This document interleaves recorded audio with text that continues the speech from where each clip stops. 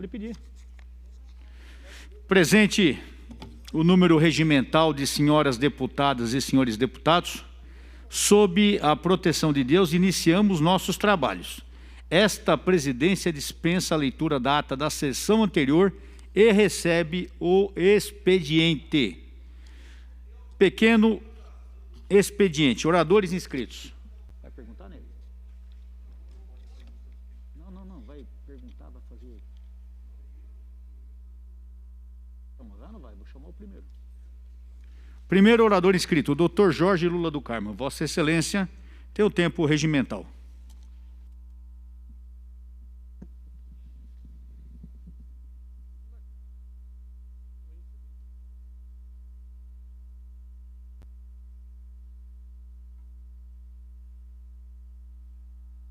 Senhor presidente, senhoras deputadas, senhores deputados, público da TV Alesp, público aqui presente. Senhor presidente, hoje eu venho a essa tribuna para, mais uma vez, falar de uma situação do nosso Estado, eu considero um problema, né? Ruim vir aqui só falar de problemas. Gostaria de vir aqui falar de solução. Mas, infelizmente, o tão famoso monotrilho, né, do estado de São Paulo, do metrô, e eu costumo chamá-lo de enganotrilho, cada dia que a gente fica sabendo de algum noticiário, é sempre para demonstrar o quanto esse modal não tinha sentido algum, não tem sentido algum de ser implantado aqui no nosso estado. É assim a linha 15 Prata, lá na zona leste da Vila Prudente, e a princípio ia até a cidade de Tiradentes, agora não vai mais, é só até o Jardim Colonial em São Mateus. E é assim também a linha 17 Ouro.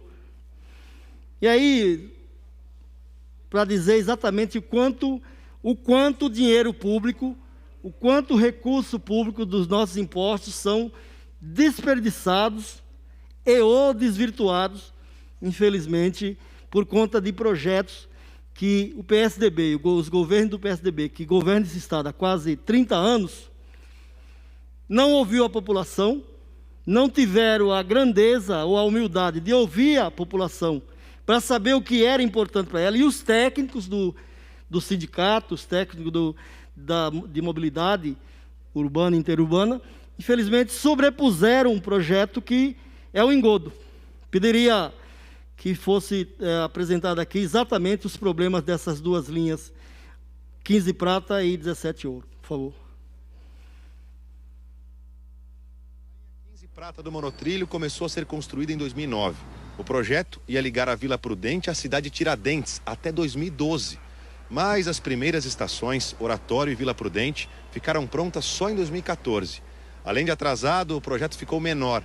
O monotrilho perdeu 8 estações e a última será a Jardim Colonial, que tem promessa de ser inaugurada em 2021.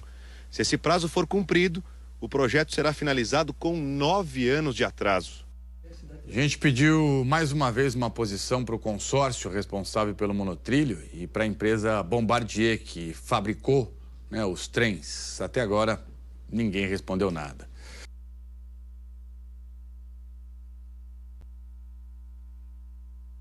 Tem mais um outro trecho. Bom dia, Pedro, a todos que nos acompanham. Vamos lá.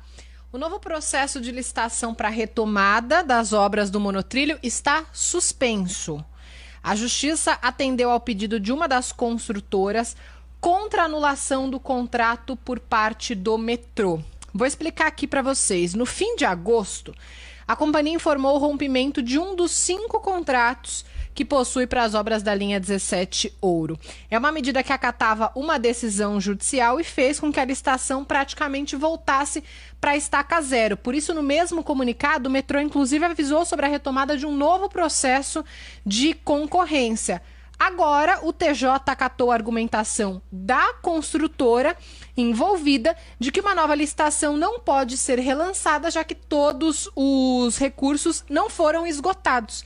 Então, por isso, uma nova briga judicial envolvendo o monotrilho. Em resumo, essa briga é eterna. O monotrilho que estava previsto para a Copa do Mundo de 2014 atrasou, agora é pensado para 2022, deve atrasar novamente, então nem em 2022 tem luz no fim do túnel para esse monotrilho.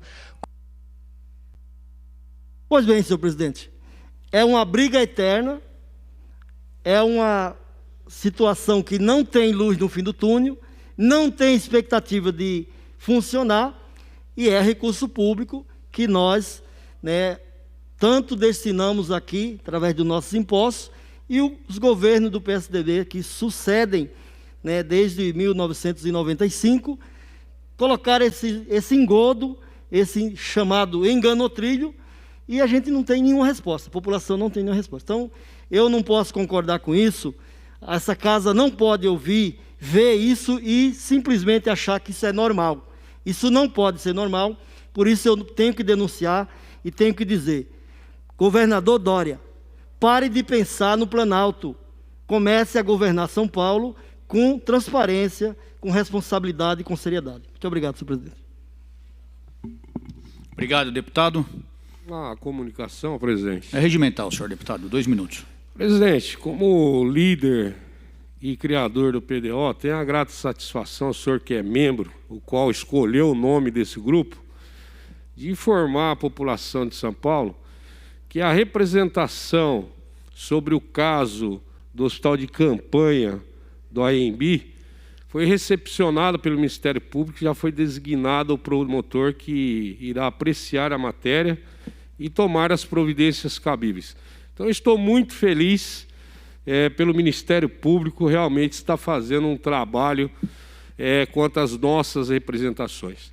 Mas quero também falar sobre um setor que são os eventos promocionais, esse pessoal que está desempregado, está sem trabalhar. É um setor que tem 25 milhões de trabalhadores no Brasil.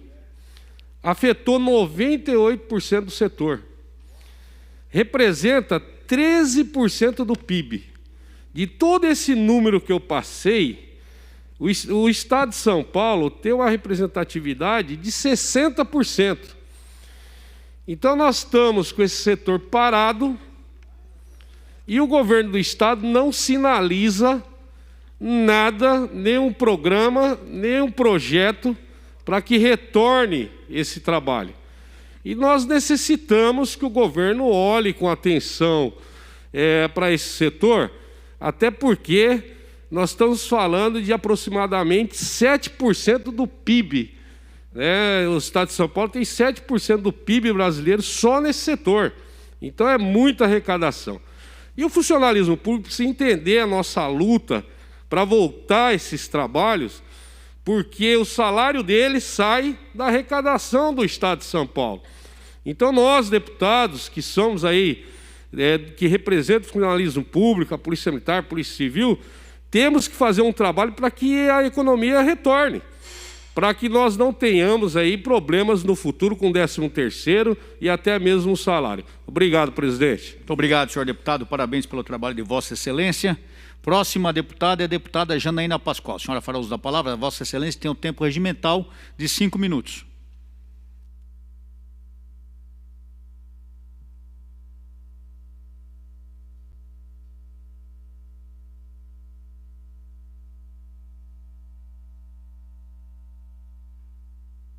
Obrigada, senhor presidente. Cumprimento Vossa Excelência, os colegas presentes, os funcionários da casa, as pessoas que nos acompanham. Só fazendo aqui uma referência à fala do colega que me antecedeu, o doutor Jorge do Carmo, também com relação à linha 17, existe um silêncio por parte do governo. A linha 17, que objetivava levar um monotrilho até o aeroporto de Congonhas, está absolutamente parada e já consumiu mais de 1 bilhão. Muitas são as empresas que foram contratadas, há brigas judiciais, E aí fica a dúvida, né? É incompetência na execução ou são problemas já anteriormente pensados, planejados, para que o dinheiro público se esvaísse? Eu enviei ofícios às autoridades envolvidas e o mesmo silêncio que o colega denunciou aqui com relação à linha 15, eu também denuncio com relação à linha 17. É revoltante ver o tanto de dinheiro público que já foi gasto, uma estrutura consistente ali, erguida, né? A obra está praticamente pronta, só faltaria o desejo efetivo, o empenho em finalizar.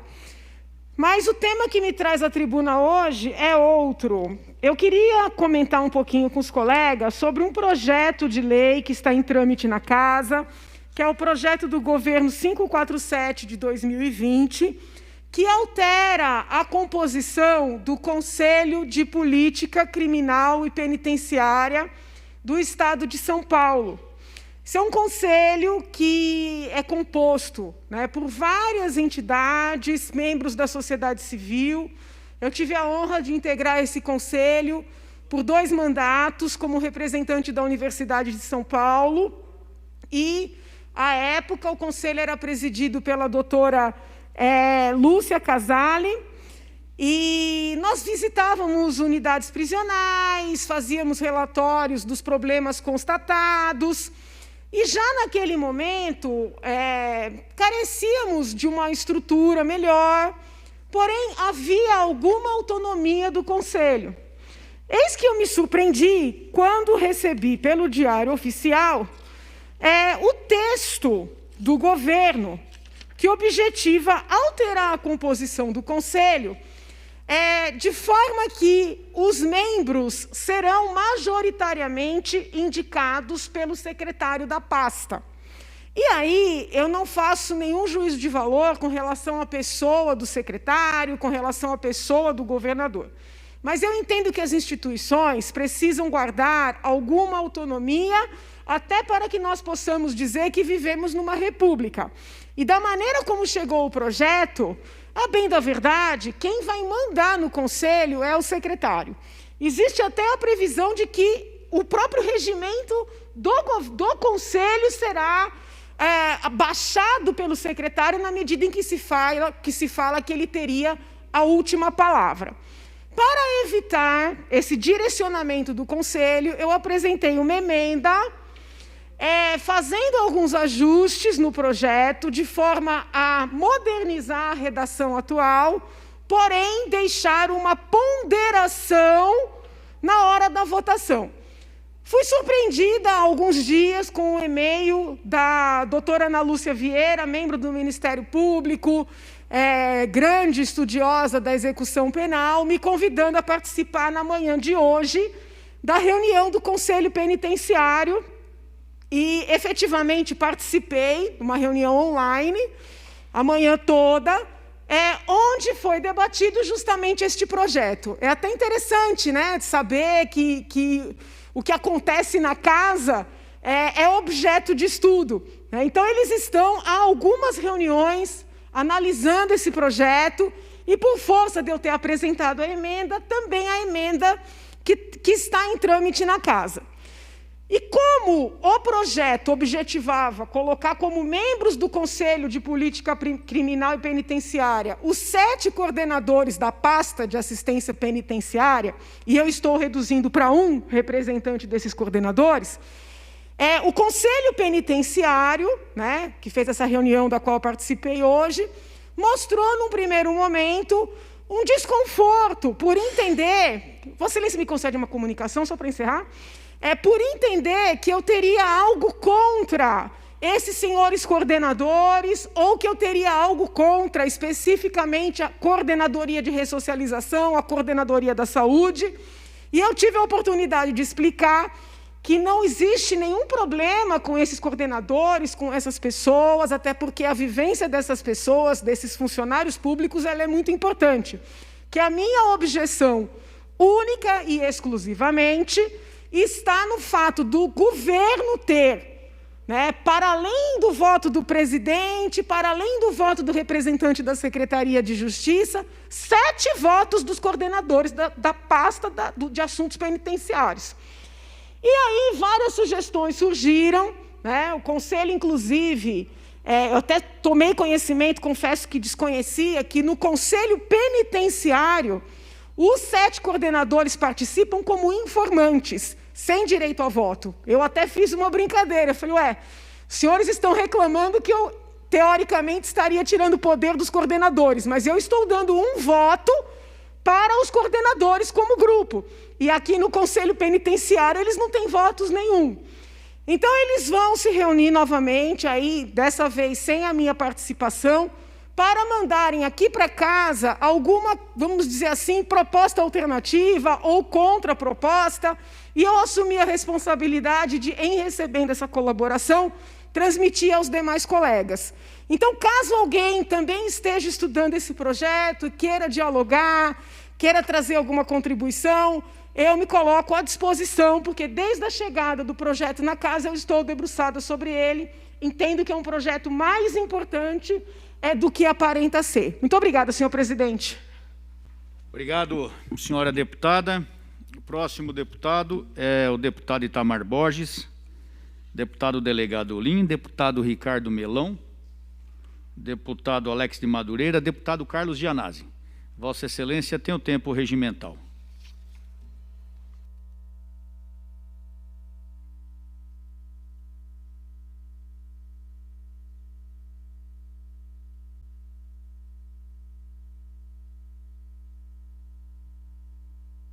Senhor presidente, senhores deputados, senhoras deputadas, telespectador da TV Assembleia.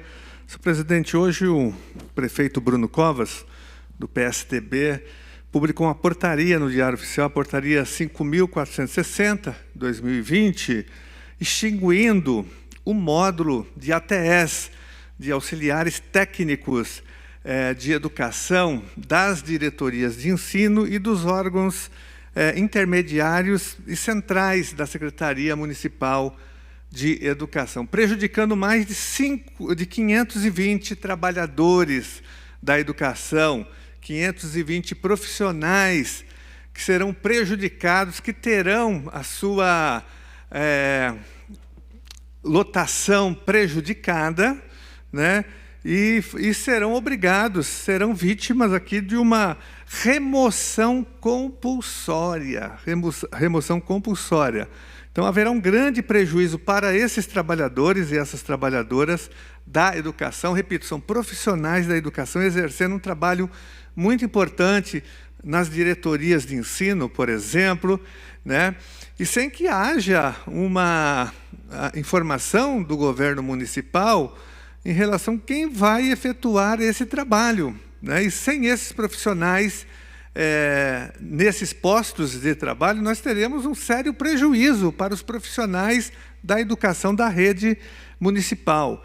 E agora o mais contraditório dessa determinação, dessa portaria, é que o governo, ao mesmo tempo em que ele obriga uma remoção compulsória do dia para a noite, né, em relação aos ATS, ele nega essa remoção para milhares de professoras e professores da rede municipal que estão trabalhando em regiões distantes das suas casas, das suas residências. Nós temos centenas, talvez milhares de professoras atravessando a cidade, né? Tem gente que mora em Guaianazes, professora que mora em Guaianazes trabalha no Grajaú, tem professora que mora na cidade de Tiradentes e trabalha no Campo Limpo, tem professora que mora em Itaquera e trabalha em Parelheiros, em Marcilac, senhor presidente. Essa é a situação e a prefeitura não admite que haja a remoção. Essas pessoas não têm direito à remoção porque estão no estágio probatório. E essa é uma medida nova da prefeitura, porque isso nunca existiu. Todos os trabalhadores da educação sempre tiveram direito à remoção, mesmo no estágio probatório. E isso é inadmissível, ainda mais nesse momento em que nós estamos no meio de uma pandemia. e essas professoras são obrigadas a utilizar o transporte público superlotado, né? Usando ônibus, metrô e trem. Nós acompanhamos uma professora que atravessa a cidade, ela sai da cidade Tiradentes, ela demora 4 horas para chegar num bairro do Grajaú que se chama Castro Alves. Ela é professora de um SEI, de uma escola de educação infantil da prefeitura. Então, ela atravessa a cidade, ela sai da cidade de Tiradentes e ela demora 4 horas. Ela pega ônibus, metrô e trem para chegar na região do Grajaú. Então, são 4 horas para ir e 4 horas para voltar. E essa professora não tem direito à remoção enquanto ela estiver no estágio probatório, que demora 3 anos. Mas, ao mesmo tempo, o prefeito Bruno Covas, né, penaliza esses servidores, os ATEs, que são servidores importantes na educação, na rede municipal de ensino, prejudicando, impondo a eles uma remoção do dia para a noite, uma remoção compulsória obrigatória, acabando com a lotação desses servidores que estão prestando serviços importantes, tanto nas diretorias de ensino, como também em órgãos centrais da Secretaria de Educação. O governo está fazendo isso porque ele não quer chamar os aprovados. Na verdade, é isso. Existem várias pessoas que prestaram concurso público para esse cargo de ATE da rede municipal e estão esperando. O governo não faz a chamada dos aprovados. Então, o que ele faz? Ao invés de resolver essa situação de uma forma muito simples, fazendo a chamada das pessoas que foram aprovadas no concurso público, o governo comete esse ataque desnecessário, né, e desumano aos auxiliares técnicos de educação. Então, fica aqui o nosso total repúdio a essa portaria, que, inclusive, as providências já foram tomadas, né? O vereador Celso Gianazzi, na Câmara Municipal, já apresentou um PDL para revogar a portaria, já acionou o Tribunal de Contas e o Ministério Público também, e pediu a convocação do secretário municipal nas comissões pertinentes da Câmara para que ele explique esse ataque brutal aos ATEs. Muito obrigado, senhor presidente. Muito obrigado, senhor deputado. Solicito ao senhor deputado Capitão Castelo Branco que assuma a presidência dos presentes trabalhos.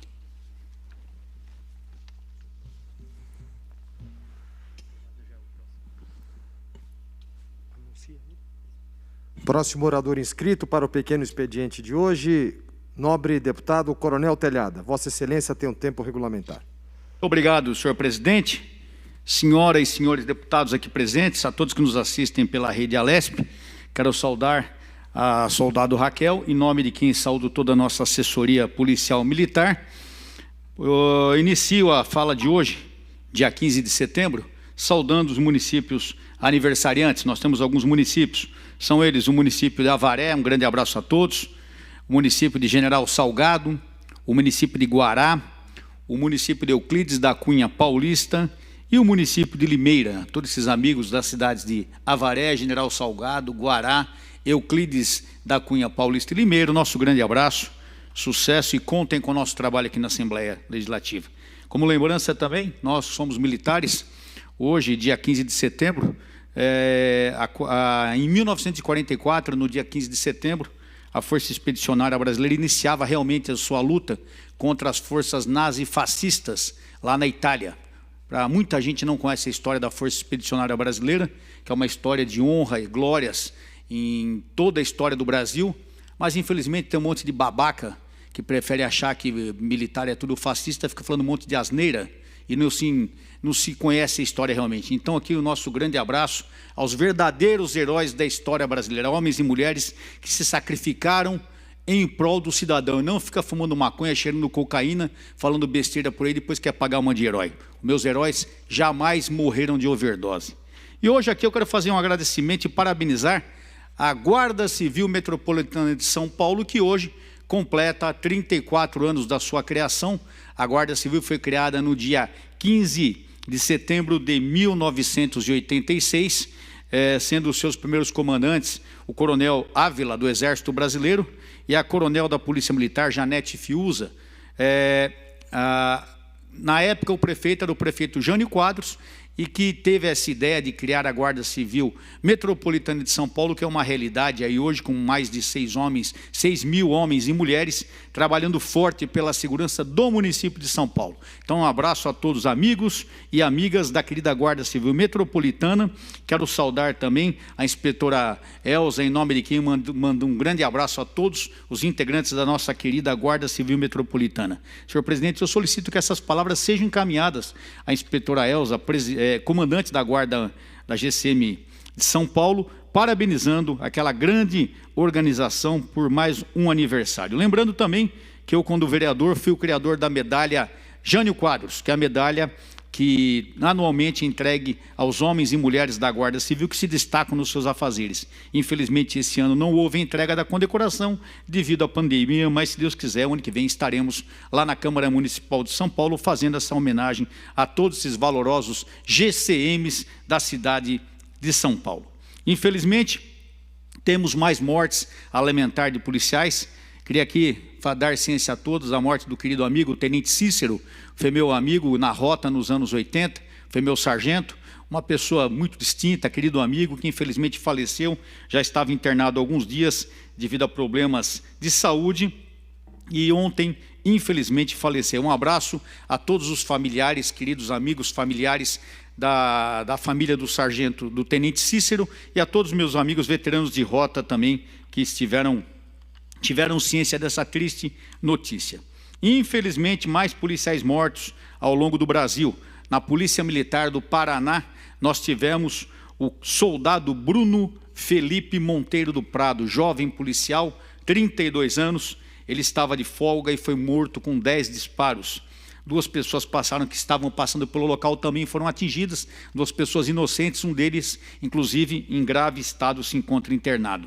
O soldado Bruno Felipe Monteiro do Prado trabalhava na 4ª Companhia Independente da Polícia Militar e estava na corporação desde 2013 e trabalhava no setor administrativo.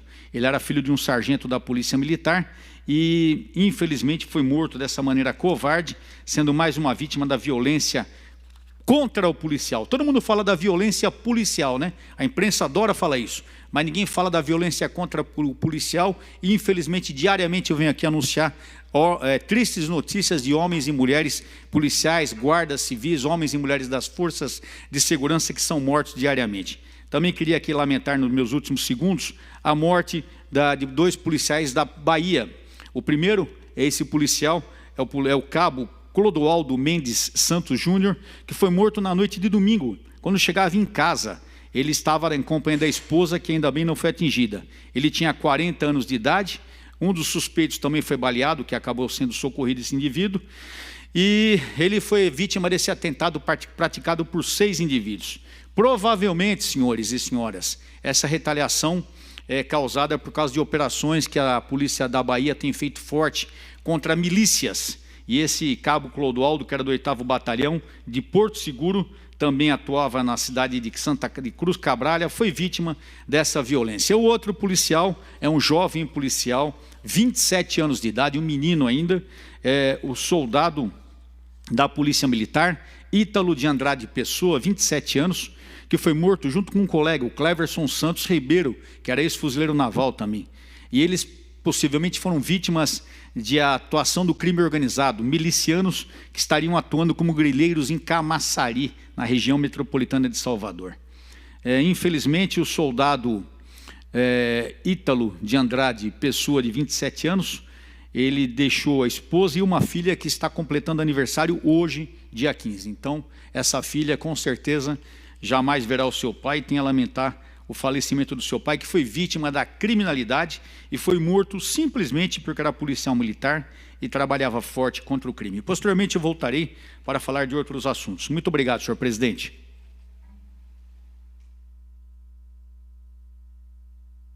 Continuando a lista de oradores inscritos, chamamos o deputado Gil Diniz, deputada Marta Costa, deputado Caio França. Convidamos o coronel Telhada para que assuma a presidência desta mesa.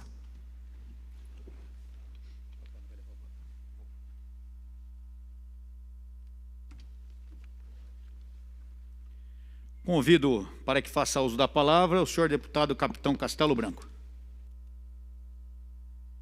Nobres telespectadores da Rede Alesp de Comunicação, 15 de setembro, data magna, muito bem exaltada pelo nosso Coronel Telhada, e também uma data extremamente importante. 15 de setembro de 1883, nasce o nobre professor Henrique José de Souza, um dos maiores gênios que esse Brasil já teve, personalidade ainda a ser descoberta pelos estudiosos. Médico, filósofo, pensador, escritor, foi um verdadeiro revolucionário, um visionário para a sua época. Ele já falava em 1920 que o Brasil seria a pátria do Avatar, aqui nasceria o próximo Messias. O Brasil deveria assumir o papel de protagonista do mundo. O Brasil seria o celeiro da humanidade, a pátria do Evangelho. Enfim, o Brasil é a pátria que comandará a humanidade nos próximos anos. Tamanha coragem fez com que ele abrisse algumas lojas maçônicas, liderasse um movimento teosófico e, por fim, a Sociedade Brasileira de Obiose, que hoje é liderada pelos seus filhos, pela tríade espiritual Hélio, Selene e Jefferson, a quem dedicamos, da sua sede em São Lourenço, Minas Gerais, os nossos votos de sucesso na missão. A Eubiose tem hoje mais de 110 departamentos no Brasil e no mundo e presta relevantes serviços à nossa sociedade, tanto sob o ponto de vista cultural, quanto sob o ponto de vista filosófico, espiritual e social. Aqui, na data do seu nascimento, a erupção do Krakatoa, setembro de 1883, assim como uma chuva de estrelas, além de outros movimentos climáticos que marcaram o nascimento de um ser de tão elevada estirpe espiritual.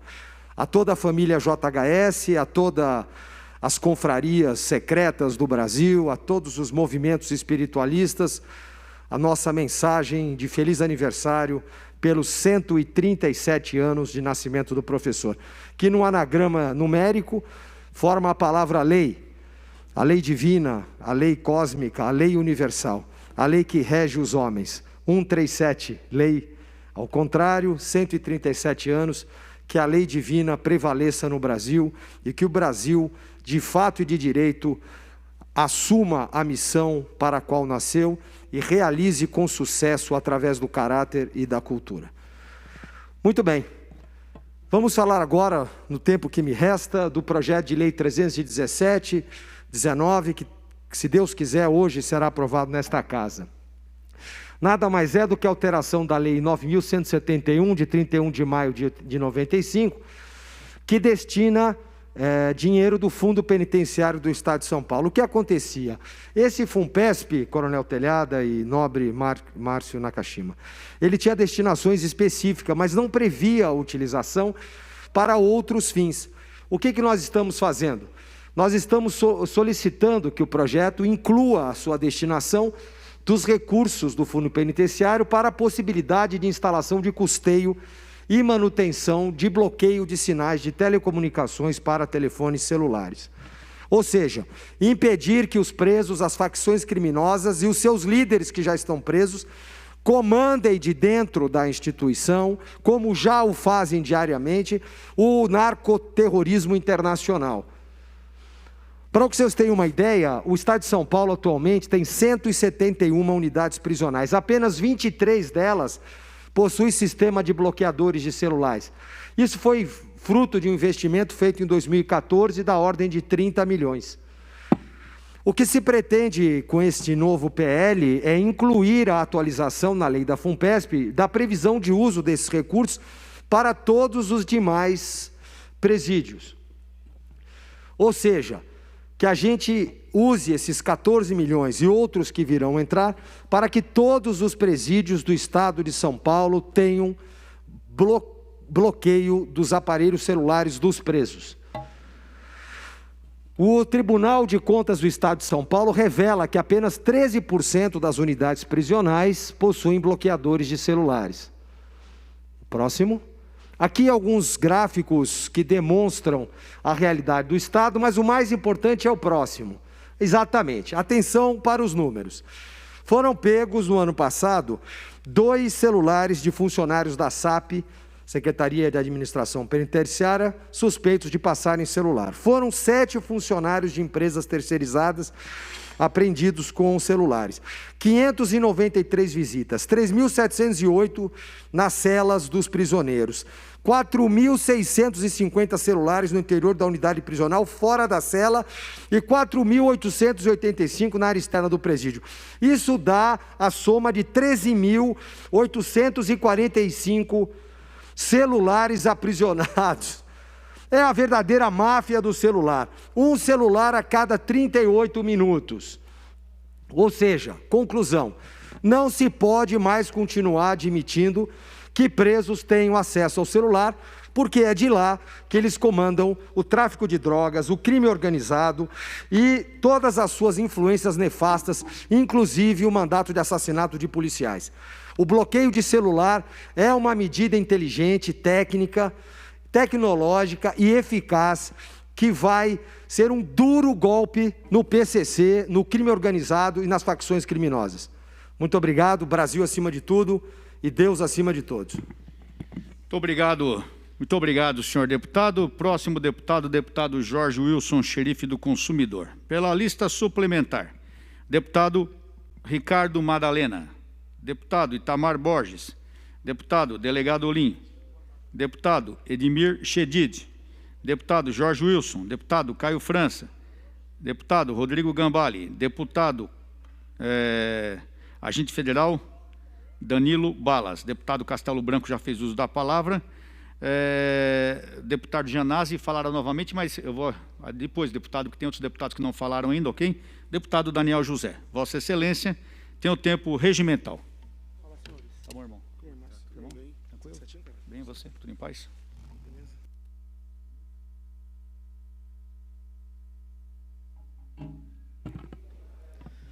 Obrigado, presidente.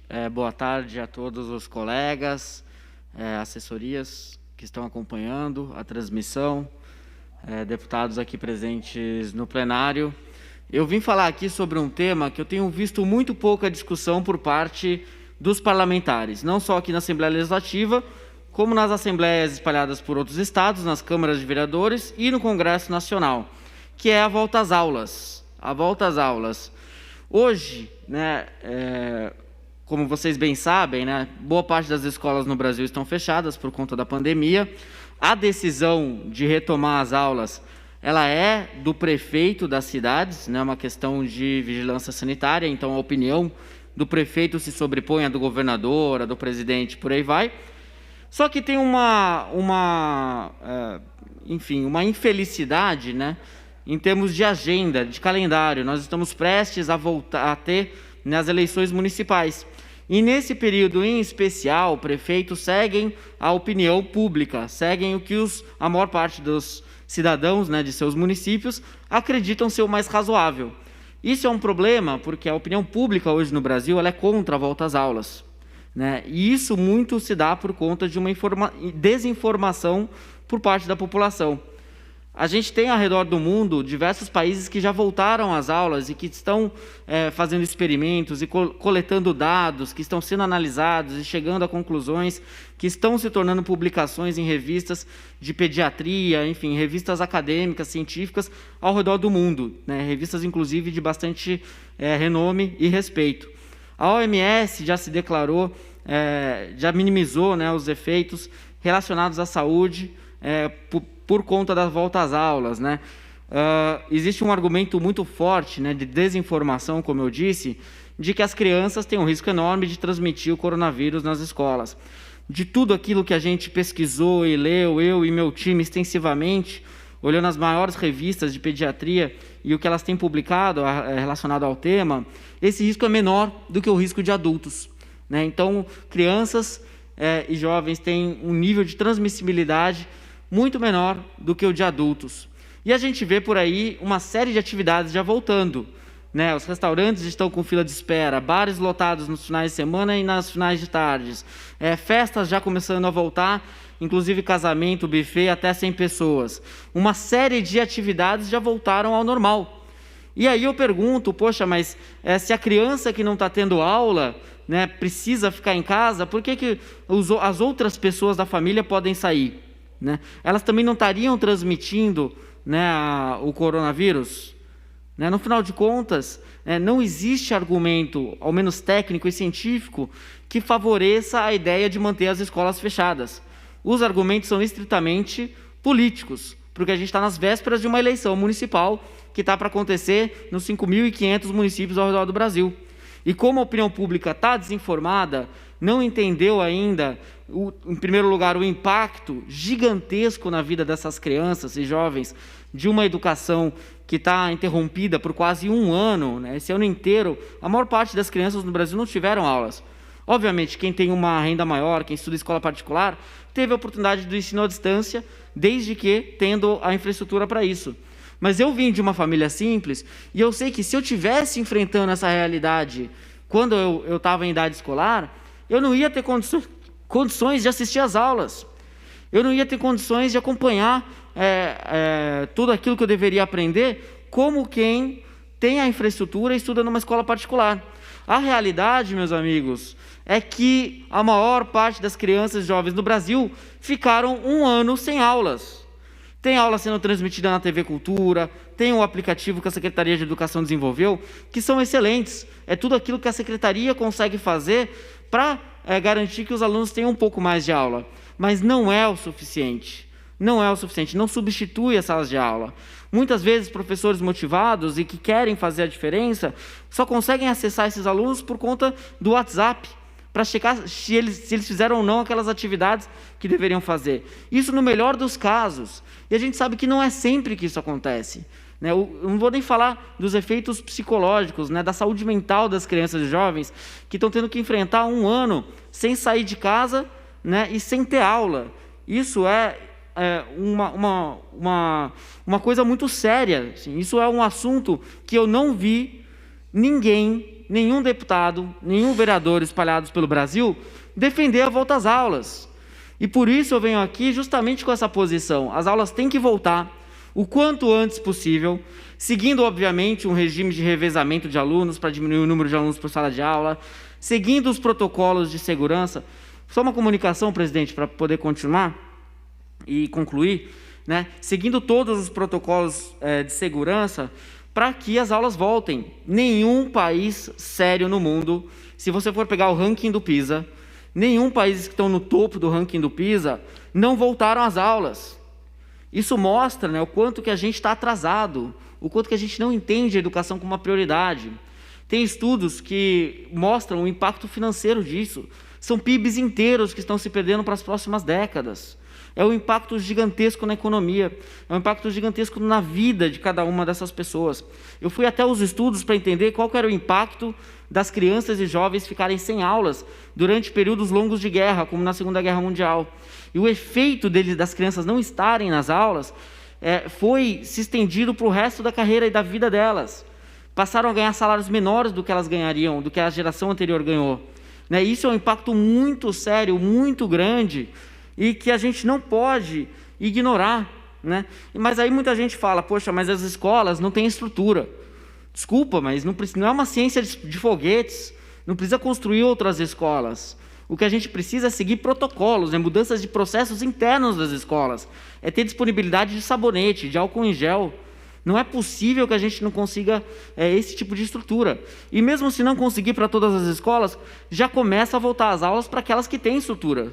Porque das 5.500 escolas espalhadas pelo Estado de São Paulo, da rede estadual somente, eu tenho certeza que pelo menos metade tem condições de voltar às aulas na semana que vem. Já teriam condições. Obviamente precisaria treinar um pouco os funcionários, né, por alguns dias, mas não é algo de outro mundo. Né? Aliás, o resto do mundo já fez, né, dos países sérios, como eu já disse. Né? E aí tem aquele argumento, mas é a questão da transmissão para os idosos, tem muitos idosos que moram com as famílias. A volta às aulas deveria ser opcional. Se os pais não quiserem que os seus filhos voltem às aulas, não voltam. Não tem problema. Mas você não pode privar aqueles que gostariam que as aulas voltassem por conta daqueles que não querem. Né? E como eu já disse, mais uma vez, a taxa de transmissibilidade das crianças é sim inferior à dos adultos.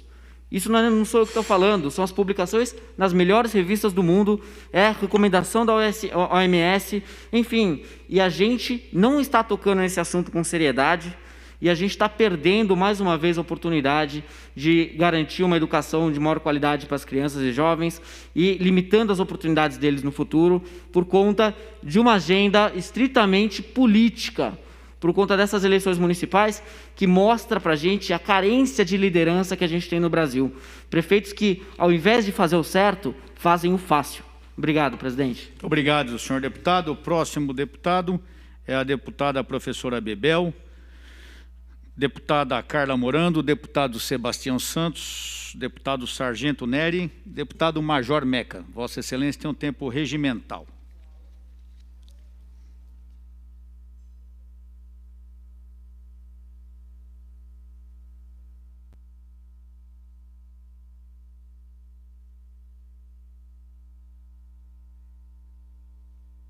Ele subiu, ele estava aí.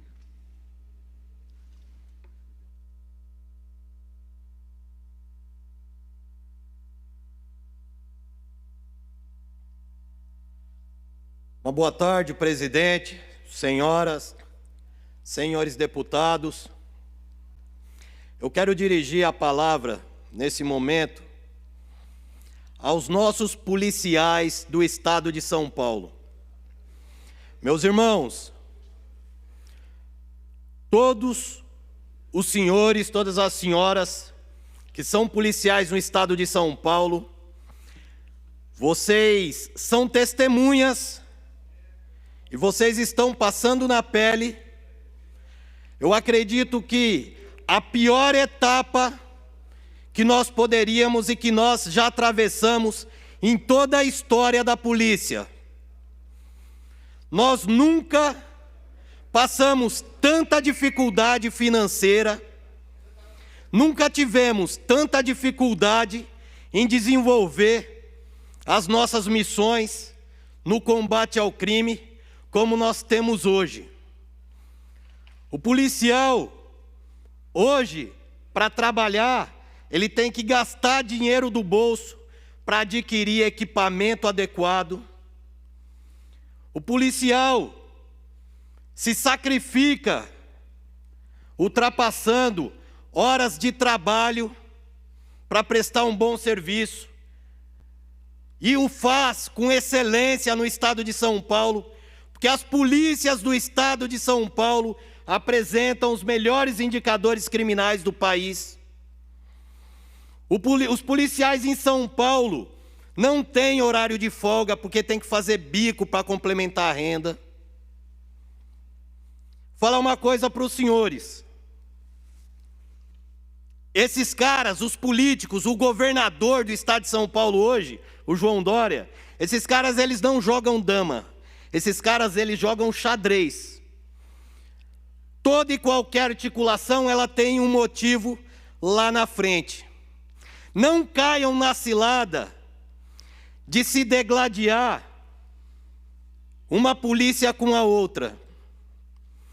Nós, nesse momento, precisamos estar unidos. Os senhores vejam, nessa pandemia, onde mais de 32 mil pessoas morreram no estado de São Paulo, quase 1 milhão de infectados, nós, policiais, nos mantivemos trabalhando, tivemos os afastamentos cortados, cortaram 1/3 de férias dos policiais, suspenderam a antecipação do 13º. Vários cônjuges de policiais perderam o emprego, o policial perdeu o bico. Está todo mundo na miséria, passando fome. E nós não podemos, num momento como esse, jogar gasolina numa fogueira, que é o que está acontecendo. Muitas vezes problemas nas ruas, envolvendo policial militar, policial civil. Pessoal, diferença de pensamentos, às vezes de procedimento, sempre aconteceram. Eu trabalhei 31 anos na rua. Coronel Telhada está aqui, trabalhou também mais de 31 anos. Todas as vezes que houve um ou outro problema, nós sempre resolvemos dialogando, conversando. Não é, comandante? Primeira coisa, quando tinha um outro problema, a primeira coisa que a gente fazia era evitar que juntasse um monte de viatura, né? Porque acaba fazendo o quê? Nego acaba querendo tumultuar o diálogo e acaba não se acertando nada. As cúpulas das polícias, conversem, dialoguem e apresente uma polícia a outra, converse, não só quem está em cima, mas quem está embaixo também, que é quem produz os resultados, que é quem está pingando o seu suor e o seu sangue nas ruas de São Paulo. Não permitam que isso aconteça. Os senhores, as cúpulas das polícias não podem permitir que nós sejamos manipulados por esse governo, manipulados por pessoas desonestas, que mentem para os nossos policiais, que enganam os nossos policiais. Então, a cúpula da polícia, vamos sair dos gabinetes e vamos conversar com a tropa, conversar com a tiragem, vamos apresentar um policial ao outro e vamos trabalhar para que nós sejamos unidos. Nós precisamos de união. Nós precisamos de paz nas polícias para que nós possamos conquistar e não permitir que retirem nossos direitos, nossas garantias. Nós já estamos sofrendo demais para que nós comecemos a dar tiro dentro da viatura um no outro. Não podemos fazer isso. Nós precisamos dialogar. Muito obrigado, presidente. Muito obrigado, senhor deputado. Senhores, nós temos 2 minutos do pequeno expediente. Estou pensando em encerrar o pequeno expediente e abrir o grande expediente. Tudo bem pelos senhores? Pode ser. O Castelo vai fazer o grande, se o senhor quiser. O senhor que sabe, quiser fazer pelo... Eu encerro, o senhor fala pelo... Ok, então nesse momento eu encerro o pequeno expediente e concedo o artigo 82 para o deputado Gianazzi, para que ele faça uso da palavra durante o tempo regimental. À vontade, senhor deputado.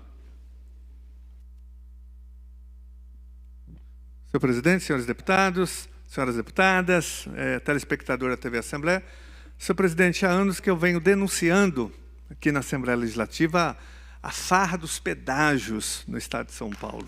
São Paulo é o estado que tem o maior número de pedágios no Brasil e tem também os pedágios mais caros da América Latina, deputado Castelo Branco, Meca, deputado Telhada. É um absurdo o que acontece no Brasil. E eu denunciei recentemente que o governo fez uma licitação para pedagiar mais de 1.200 quilômetros de estradas, de rodovias, pegando o trecho que vai de Piracicaba até Panorama. Serão instaladas, deputadas e deputados, mais de 60 praças de pedágios. Fora o que já existe, a situação já é grave.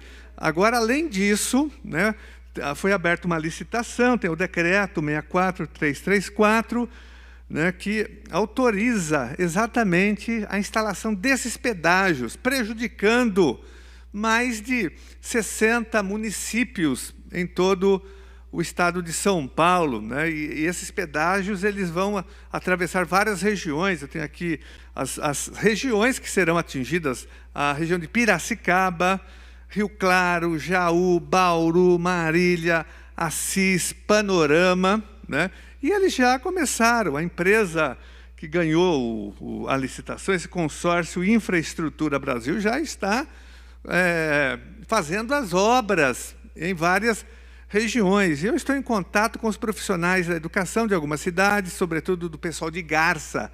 Tem professores, diretores que moram em Garça, e eles... tudo gira em torno de Marília, naquela região. Marília é a principal cidade da região em termos de prestação de serviços. A diretoria de ensino, por exemplo, fica em Marília. Agora, o que vai acontecer? Lá, naquela região de Marília, serão instaladas várias praças de pedágio. Nessa rodovia Comandante João Ribeiro de Barros. Eles já estão instalando, vão instalar no quilômetro 426, uma praça de pedágio, uma outra na região de Bauru, no quilômetro 367, que eu tenho aqui. Então, são várias, né? No quilômetro 477, que liga Marília a Pompeia, ou seja, a Marília vai ficar ilhada, né? Para que todos os municípios que utilizam, né, os serviços de Marília paguem pedágio. Então, para você chegar em Marília, você vai ter que pagar muitos pedágios. Você vai atravessar várias cancelas de pedágios. E isso vai prejudicar imensamente todos os trabalhadores da região. Isso envolve praticamente quase 50 municípios da região. Só estou falando aqui de uma região, que é a região de Marília, né?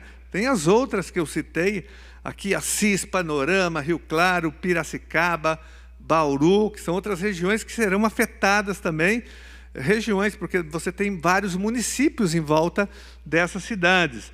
E a região de Marília já começa a ter a construção desses pedágios, senhor presidente. Isso é muito grave, porque isso aumenta o custo de vida, aumenta os produtos da cesta básica, que já estão lá no alto, né? Principalmente o arroz e o feijão. A situação já é grave nesse sentido. Mas os trabalhadores serão duramente penalizados, né? E tem já os preços dos pedágios, foram publicados já pela Artesp, é só entrar no site da Artesp. Então, por exemplo, de Marília a Pompeia, que é o quilômetro 477 da rodovia Comandante Ribeiro de Barros, que é a SP294,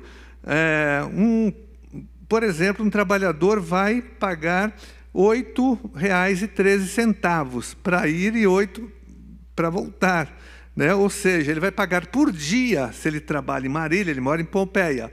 Se um professor mora em Pompeia e trabalha em Marília, ele vai gastar, ou o contrário disso também, ele vai gastar por dia R$ 16,26 por dia, né? Isso, e outros pedágios, olha, de Marília, no quilômetro 426, R$ 8,00. Em Bauru, no quilômetro 367, da mesma rodovia, R$ 8,87 é o valor. Enfim, é um absurdo, senhor presidente, essa farra dos pedágios no estado de São Paulo. Então, eu já tentei aqui instalar a CPI dos pedágios na Assembleia Legislativa, ela foi bloqueada pela base do governo, né, porque existem várias empresas por detrás dessas concessionárias, inclusive empreiteiras que controlam essas concessionárias, que até ontem financiavam as campanhas eleitorais, sobretudo também de deputados estaduais. Então, sempre houve uma grande obstrução a qualquer luta aqui na Assembleia Legislativa contra a farra dos pedágios. Mas eu quero deixar aqui a nossa indignação e dizer que nós já estamos organizando medidas e movimentos contra essa farra dos pedágios e contra a instalação desses 1.273 quilômetros de pedágios, que vai atingir mais de 60 municípios no estado de São Paulo. Isso é um verdadeiro absurdo, prejudicando, sobretudo, os trabalhadores e, aqui, no caso, os nossos profissionais da educação, porque várias pessoas moram em cidades vizinhas de Marília, trabalham em Marília e terão que pagar mais pedágios. Então é isso, presidente. Vamos aqui fazer um grande movimento contra a farra dos pedágios no estado de São Paulo. Muito obrigado. Muito obrigado. Parabéns, senhor deputado. Grande expediente. Eu quero anunciar antes, porém, nós estamos recebendo a visita do nosso amigo, sempre deputado estadual, foi deputado conosco no último mandato, o senhor Antônio Carlos da Silva Júnior, da cidade de Caraguatatuba. Deputado, prazer em vê-lo, sucesso nas missões que o senhor desempenha lá na cidade de Caraguá. Mande um abraço a todos os nossos amigos e amigas lá da querida cidade de Caraguatatuba. Obrigado pela visita de Vossa Excelência. Grande expediente. Orador inscrito. O primeiro orador é o deputado Castelo Branco. Fará uso da palavra, deputado? Então, Vossa Excelência tem um tempo regimental de 10 minutos.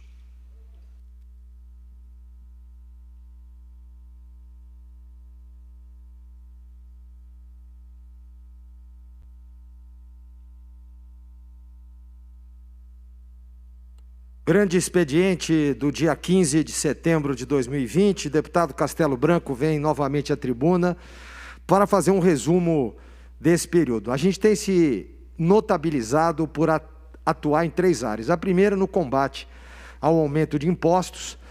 O segundo, no combate ao narcoterrorismo internacional. E terceiro, em melhorar as condições da população. Hoje nós vamos falar um pouquinho do narcoterrorismo internacional. É o maior câncer, o maior problema que essa nação já tem. Governo Bolsonaro, governos militares, governos civis, toda a população deveria se mobilizar em torno deste que é o maior problema do Brasil hoje. Silencioso, sorrateiro, capitalizado, armado, com tentáculos de poder em todas as esferas do Brasil, dos mais altos postos até os mais baixos, o narcoterrorismo internacional, o crime organizado baseado no tráfico de drogas, domina o mundo. O ano passado, tivemos a oportunidade de promover um seminário aqui sobre este tema, com a presença de inúmeros operadores de forças especiais, das polícias militares dos estados, das polícias civis, das forças armadas, inclusive com convidados internacionais de peso. Todos têm o consenso de que a droga deve ser o objetivo nacional permanente contra o consumo de drogas em todos os países do mundo. Deve-se declarar guerra a este mal da nação mundial. Descendo de escalão, nós temos hoje no Brasil o PCC, com todos os seus desdobramentos. E me lembro muito bem do comandante da rota, certa vez, e de um comandante do BAEP que chegou para mim, Castelo, nós vamos até a morte. Não tem acordo com eles. Não tem a mínima situação de conversar mais. Ou são eles ou somos nós. É a luta do bem contra o mal. Nós vamos preparar uma apresentação técnica. Hoje é mais um discurso aberto. Os dados são alarmantes, principalmente o envolvimento de altas autoridades em todas as esferas do Executivo, do Legislativo e do Judiciário, além de outros desdobramentos municipais. Ou seja, você não sabe mais em quem confiar. E o problema é tão grande que destrói a sociedade porque ataca diretamente as crianças, os adolescentes e os jovens. Indo para o final da minha fala, nossos parabéns ao Ministério Público Federal e ao Ministério Público do Estado de São Paulo e do GAECO, que estão realizando, junto com os serviços de inteligência da Polícia Militar do Estado de São Paulo, da Polícia Civil e dos serviços de inteligência das Forças Armadas, uma operação muito séria de inteligência, na medida em que, já há algum tempo, os principais líderes do PCC foram para prisões federais. Inclusive, a nossa proposta de bloquear celulares em prisão visa também dificultar ainda mais o comando, coordenação e controle das facções criminosas. Nesta pesquisa que foi feita, o PCC responde, o crime organizado responde dizendo que vai eliminar alvos, vai eliminar juízes, vai eliminar ministros, vai eliminar senadores, vai eliminar deputados, vai eliminar comandantes, oficiais da Polícia Militar. Tem uma relação. Nessa relação também estão alguns deputados estaduais aqui de São Paulo, que se manifestam veementemente contra as atuações do PCC. Pois é, como eu sempre digo, a guerra já foi declarada, nós estamos do lado do bem, nós estamos do lado das nossas crianças, dos nossos adolescentes e dos nossos jovens. Nós estamos do lado de um Brasil sem drogas, livre, com liberdade absoluta e irrestrita. Vai se travar uma guerra, já se trava uma guerra.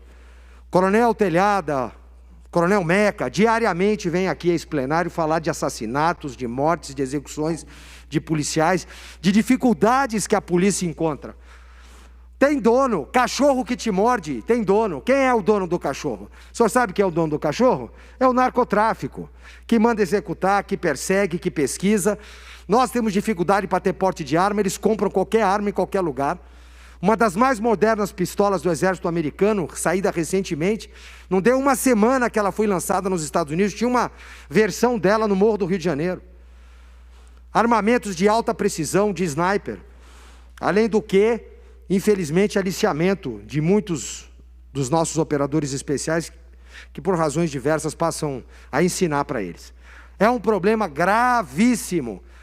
Nós temos que, está gravado aqui, nós temos que saber, a população tem que saber, que está declarada a guerra contra o narcotráfico.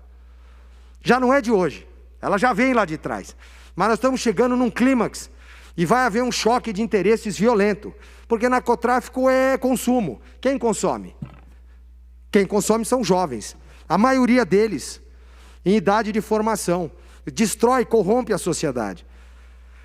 O estado de São Paulo, finalizando a minha colocação, tem 25% da população brasileira, 46 milhões de habitantes. Uma base territorial imensa. Pelo menos 3 grandes portos. Estamos no eixo do lado de São Paulo, Minas Gerais. Ou seja, 80% da droga do país passa por aqui. Tem endereço, tem CEP. A gente sabe onde é que está. Por onde entra, por onde sai, quem consome.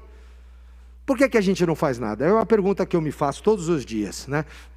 E fique bem claro que a Polícia Militar e a Polícia Civil, a parte competente e honesta dela, querem resolver o problema. Mas não conseguem, porque falta vontade política, porque falta política pública, porque falta vontade de resolver o problema. Por quê? Porque algum outro interesse deve haver. E com isso, eu deixo a minha fala hoje, no dia 15 de setembro de 2020, desde já, fazendo votos que a população brasileira acorde, que façamos uma enorme força, porque só tem consumo, só tem venda de droga se alguém consumir. Isso foi falado por um grande instrutor lá atrás. Por isso os PROERDs são tão importantes. Por isso tentaram tirar os PROERDs, inclusive, né? Os programas de educacionais contra o consumo de drogas e outros produtos que devem ser veementemente colocados na juventude para que se barre definitivamente o consumo de drogas no país e se adote a legislação de que tráfico de drogas é ato terrorista. Traficante de droga tem que ser enquadrado como terrorista internacional. E com as penas da lei as mais severas possíveis, como alguns países do mundo sabiamente já adotaram. Brasil acima de tudo e Deus acima de todos. Muito obrigado, senhor deputado. O próximo deputado, o deputado delegado Olim, deputado Itamar Borges, deputado Alex de Madureira, deputado Dr. Jorge do Carmo, deputado Sargento Nery, deputado Major Meca. Vossa Excelência não fará uso da palavra. Deputado Caio França, deputado Rodrigo Moraes, deputado Jorge Wilson, xerife do consumidor, deputada Letícia Aguiar, deputado Luiz Fernando da Silva, deputado Ed Thomas, deputado Carla Morando, deputada Valéria Bolsonaro. Eu solicito que ao deputado Capitão Castelo Branco que assuma a presidência dos trabalhos para que eu possa fazer uso da palavra.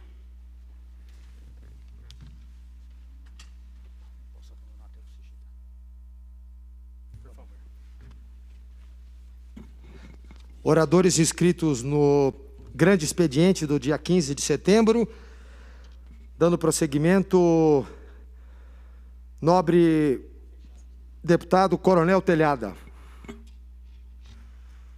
Hoje é dia 15 de setembro de 2020. Eu começo a minha fala dizendo a data, porque daqui para frente acho que eu vou ter que fazer isso em todos os vídeos que eu fizer. Hoje eu fui surpreendido pela manhã, a hora que eu abri o meu WhatsApp, com um vídeo meu de 1 ano atrás. Um vídeo de 1 ano atrás, quando nós tivemos uma reunião com o governador de São Paulo, que ele falava que seria dado um reajuste de 5% para a Secretaria de Segurança Pública. E qual não é a minha surpresa quando esse vídeo é relançado hoje, como se essa notícia fosse atual, deixando claramente o mau caráter da pessoa que faz isso, quando ela joga uma informação dessa, que não é verdadeira, foi há 1 ano atrás, mas joga uma informação dessa na rede, causa uma instabilidade muito grande em toda a tropa, em todos os policiais de São Paulo. Mas por que faz isso? Faz isso porque a intenção é justamente essa, causar a instabilidade. Em segundo lugar, falar mal contra a minha pessoa, porque depois o Telhada falou e não era verdade. Tá vendo? Tá defendendo o governo, é mais uma mentira. Então isso fica claro, a patifaria, o mau caráter, a falta de escrúpulo de determinadas pessoas que nada fazem para ajudar, só fazem para atrapalhar. E o pior que eu vejo essa falta de união da nossa classe. Eu não vejo aqui professor falando mal de professor, médico falando mal de médico, engenheiro falando mal de engenheiro, mas eu canso de ver policiais falando mal de policiais. É muito triste isso, porque ao invés de nós nos ajudarmos e nos fortalecermos, a cada dia nós mais nos enfraquecemos. A cada dia nós mais perdemos apoio. E o pior, que eu ouço muitas vezes, deputado, dizer, mas a polícia não tem apoio. Lógico que não tem. Se nem os deputados policiais militares e policiais civis e das Forças Armadas são valorizados por quem deveria valorizar. Nós temos sim um grupo de pessoas perigosas, criminosas, que ficam jogando inverdades diariamente na rede social, trazendo uma instabilidade muito grande. Qual a intenção disso? Justamente causar o mal-estar das pessoas. É uma pena que as pessoas não só deem ouvido a isso, como ainda divulguem esses vídeos. Então eu vim aqui hoje publicamente dizer de mais essa falcatrua, de mais essa patifaria de determinadas pessoas, onde lançam uma notícia de 1 ano atrás, como se fosse atual, justamente para causar um mal-estar à nossa tropa, como se nós já não tivéssemos problema. Nós, policiais de São Paulo, não temos apoio. Nós, policiais de São Paulo, brigamos diariamente contra todas as forças que estão do lado do crime. Estão do lado do crime. E nós temos pessoas do judiciário, e nós temos pessoas do executivo, e nós temos pessoas do legislativo, e nós temos pessoas da imprensa, todas voltadas em apoiar o crime. É só verificar as últimas coisas que têm acontecido no Brasil. Traficantes sendo colocados em liberdade, presos condenados sendo colocados em liberdade, estupradores sendo colocados na rua por causa do Covid, e os policiais que matam bandidos estão presos. Os policiais que estão na rua efetuando prisão estão respondendo processos, porque são, entre aspas, violentos. E sabe o que nós fazemos? Ao invés de nós nos apoiarmos, nós acabamos nos destruindo. É muito triste isso. E não é só nesse caso, senhores deputados. Nós temos aí caso recente, onde infelizmente 3 policiais foram mortos na área do 23 Batalhão, aqui na Zona Oeste, por um falso policial civil. E devido a esse problema que nós sempre tivemos, eu tenho 41 anos de polícia militar, já tive em várias ocorrências envolvendo desavenças, problemas entre policiais civis e policiais militares, e sempre procuramos resolver essa ocorrência da melhor maneira possível, e não jogando mais gasolina na fogueira. Por quê? Porque, infelizmente, na hora da ocorrência, todo mundo de ânimo inflamado, acaba havendo alguns excessos. Nós temos que chegar e acalmar isso. Acontece que, devido a essa ocorrência que aconteceu no 23 Batalhão, foi abaixada uma resolução pela Secretaria de Segurança Pública, a resolução SSP 75, do dia 31 de agosto de 2020. E ela é bem clara, quando ela diz que os policiais deverão ter cautela no atendimento dessas ocorrências. E principalmente no artigo 3º, no parágrafo 3º, onde diz o seguinte: se houver recusa na entrega do documento ou dúvida devidamente fundamentada quanto à qualidade do policial do abordado, aquele que efetua a abordagem realizará a busca pessoal e o seu consequente desarmamento, mantendo-o sob atenta vigilância, enquanto realiza a consulta formal por meio dos canais de comunicação de sua respectiva instituição, solicitando apoio se for o caso. Pois bem, final de semana nós tivemos mais uma ocorrência, infelizmente, entre a Polícia Militar e a Polícia Civil. Foi veiculado isso, não é novidade para ninguém. Pessoas que até então não estavam identificadas seriam policiais civis, com viaturas descaracterizadas, estariam com sinais de embriaguez, inclusive disseram que haviam feito um churrasco numa delegacia, o que é totalmente proibido. Mas ali, se tivessem conversado, se apresentado, com certeza o problema teria sido resolvido. Mas existe um maldito problema de quando se chegar na ocorrência, a pessoa não querer se identificar. Eu não sei o porquê disso. Eu já fui abordado por policial militar, policial civil, policial rodoviário federal, por todas as forças de segurança, sempre me apresentei, mostrava a minha documentação, o documento do armamento, nunca tive problema com isso, e eu sou uma pessoa conhecida. Agora a pessoa não sabe quem é e ele não quer se identificar, ele acha que ele é Deus na terra. Ele fala, eu sou policial e basta isso. Está errado, existe uma resolução para isso. E eu venho aqui publicamente porque eu fui consultado. O que o senhor vai falar sobre a ocorrência? Porque, infelizmente, alguns colegas disseram que vão no local, que vão fazer isso, fazer aquilo. Não tem que ir em local coisa nenhuma. Isso não é ocorrência para deputado. Isso é ocorrência para policial. É um problema da Polícia Civil e da Polícia Militar, e existe uma resolução da Secretaria de Segurança Pública sobre o assunto que deve ser seguida à risca. Então eu quero aqui dizer claramente que eu solicito que essas palavras sejam encaminhadas ao senhor secretário de Segurança Pública, General Campos, para que seja cumprida essa resolução à risca. Ponto final, não há o que se discutir. O policial que não seguir isso aqui deverá responder pelos seus atos. Simples assim. Nós somos policiais, nós trabalhamos dentro da legislação. Enquanto a Polícia Civil e a Polícia Militar ficam discutindo, ambas perdendo o seu poder perante a população, o crime cada vez cresce mais. Quando a polícia briga, quem bate palma é o crime, porque o crime se fortalece, principalmente o crime organizado. Infelizmente, nós temos que entender, ou nós nos unimos, ou nós estamos nós vamos ser extintos. Nós estamos fadados à extinção, era a palavra que eu queria lembrar. Estamos fadados à extinção, porque desse jeito não pode continuar. Então é necessário respeito às leis e normas, principalmente por nós parlamentares. Esse negócio que eu vou na ocorrência, vou fazer, vou acontecer, isso não deve acontecer. Isso não deve acontecer, porque mais do que nunca ficaria comprovada a perda de autoridade dos policiais civis e militares que estão naquela ocorrência. Nós, parlamentares, não temos que nos meter em ocorrência. Temos que cuidar, sim, dos assuntos parlamentares e brigarmos pelos direitos dos nossos policiais, ao invés de ficarmos jogando gasolina na fogueira. Então, o que acontece? Nós precisamos fazer com que todas as normas sejam cumpridas. Eu sou uma pessoa da união, gosto de unir as forças, gosto de trabalhar em conjunto, tenho inúmeros amigos na Polícia Civil, na Polícia Militar, na Polícia Técnico-Científica, nas guardas civis, nas Forças Armadas. Vamos parar de brigar e vamos trabalhar junto, pelo amor de Deus. Vamos brigar contra o crime. Esse é o nosso verdadeiro inimigo.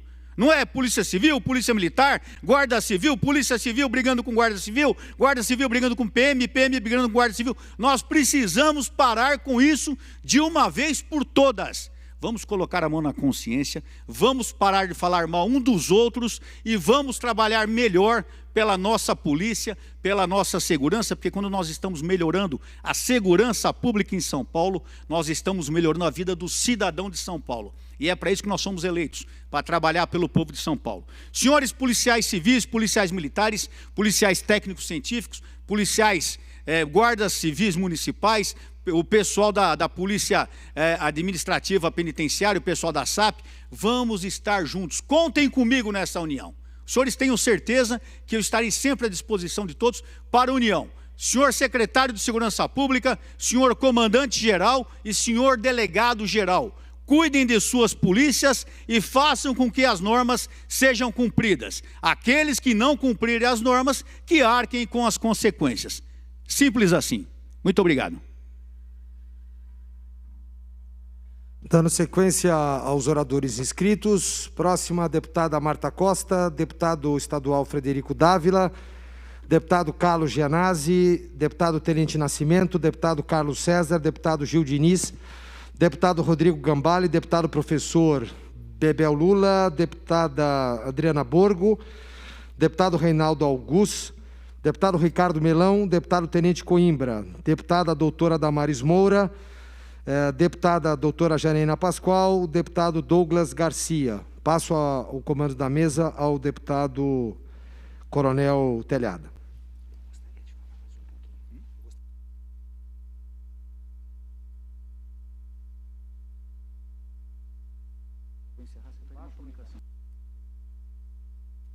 Muito obrigado, senhor deputado. Nesse momento, o senhor chamou o Douglas Garcia, né? Sim, senhor. Nesse momento, eu encerro o pequeno expediente.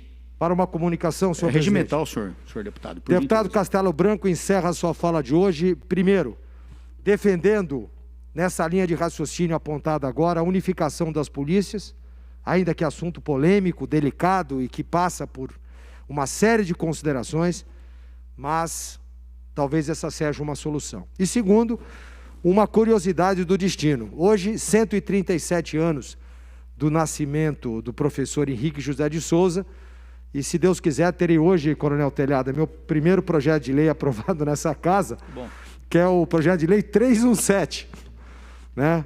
Um anacronismo, e que vai justamente atacar o narcoterrorismo internacional, bloqueando os celulares das prisões. Muito obrigado. Brasil acima de tudo. Muito obrigado, senhor deputado. Esgotado o assunto do pequeno expediente, ou melhor, do grande expediente, que eu já encerrei também, né? Esgotado o assunto dessa sessão ordinária, eu vou suspender a sessão até às 16h30, quando então retornaremos aos nossos trabalhos. Portanto, está suspensa a sessão.